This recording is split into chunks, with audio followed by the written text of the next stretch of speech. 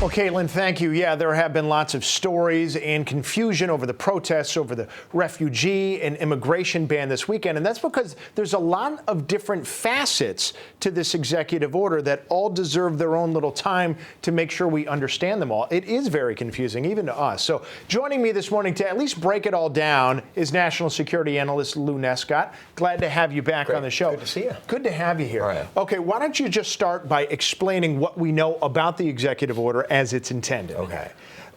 At this point, what we know is that it places a ban for 120 days for refugees from coming anywhere in the world until the process can be recalibrated. Yes. That is the vetting process. There's also a 90-day ban on 7 countries for individuals seeking to enter the United States from those 7 countries, including certainly Syria, Iraq, Iran. Yeah. Okay. There's also a question regarding people who are legal residents with green cards. Yeah. And at this point, I'm still not even sure whether they were being detained just because people didn't understand the order, whether it was intended by the order, or people didn't know whether to obey the executive action or the judicial action when there are judicial stays. It's for sure there was a lot of. I mean, yeah. You're somewhat at a loss here, and so am I. Right. And I think we're still seeing that. The order, at least in the beginning when it was signed on Friday, did not appear to contain much clarity about what would happen to people in the pipeline. Yes. That is, people already in transit, which is why we had incidents across the United States of families that were being held at airports that in one case required a federal judge to release individuals who were being held, who were in process and had touched down in the United States. So there was confusion on that. And there was confusion about green cards. I mean, if I was, there were cases where people were visiting family members from one of the 7 countries, but had been thoroughly vetted, had a job in the United States, and were simply on vacation.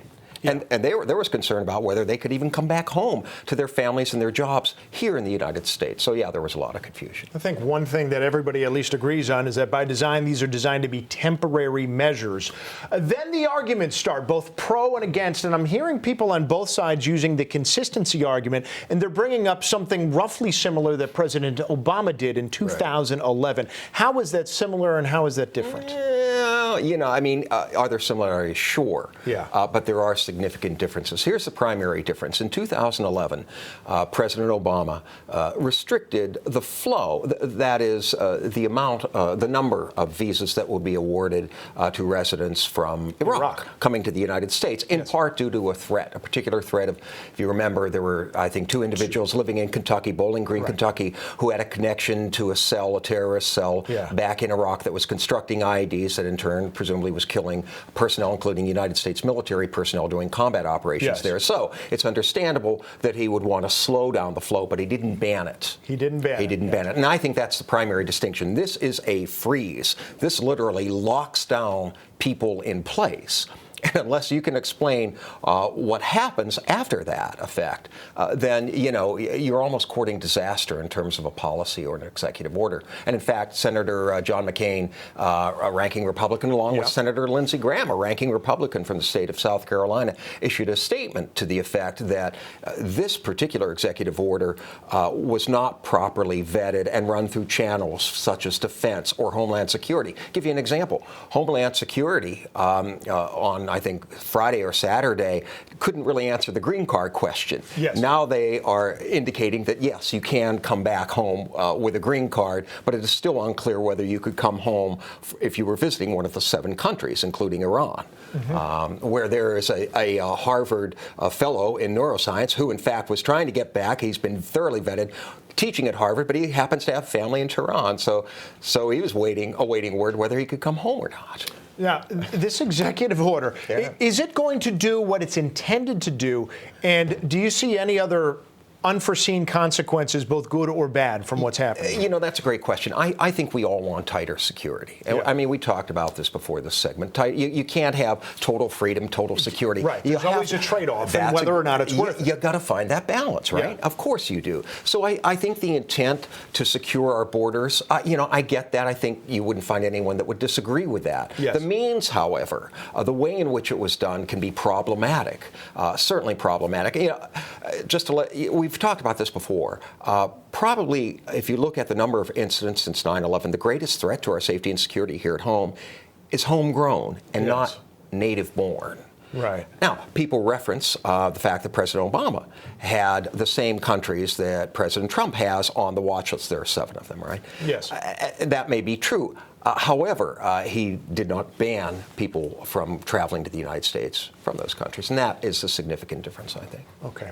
Now, I see a lot of defenses of this action in that it's just trying to stay ahead of the curve. It's one thing to say we're using past statistics that there were no homegrown or terrorist attacks from people in these 7 countries, but that's not the point. The point is we're living in a different time now where you don't want to wait for something like that to happen. And we are seeing it happening all over the time in Europe. Right. I don't know if that's apples to oranges. What is your take on that? Well, no, my take on that is that, sure, you have to look at those countries. I don't have a problem with putting those 7 countries on a watch list. Yeah. But a ban is extreme. Is there no way in which you could slow down the process to a snail pace so that you would have the chance to appropriately vet each individual seeking to come to the United States? In other words, there is that mix between slowing down the vetting process almost to a snail pace, particularly from countries that we should have on a watch list, as opposed to, again, just blocking it.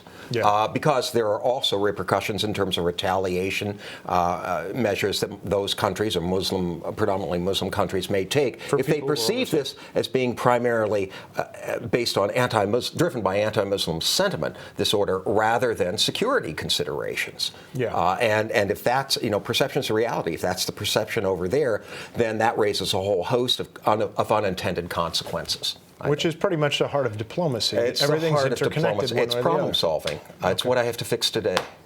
All right. Well, thank you so much. Yeah. Good to see you. Can only scrape the surface. Yeah, really? A pleasure. Thank you so much. All right. Moving on. Yes, it's being called a terrorist attack on Muslims. Erica and Amanda, what's going on up north of the border in Quebec? Well, Tim and Lou, thanks very much.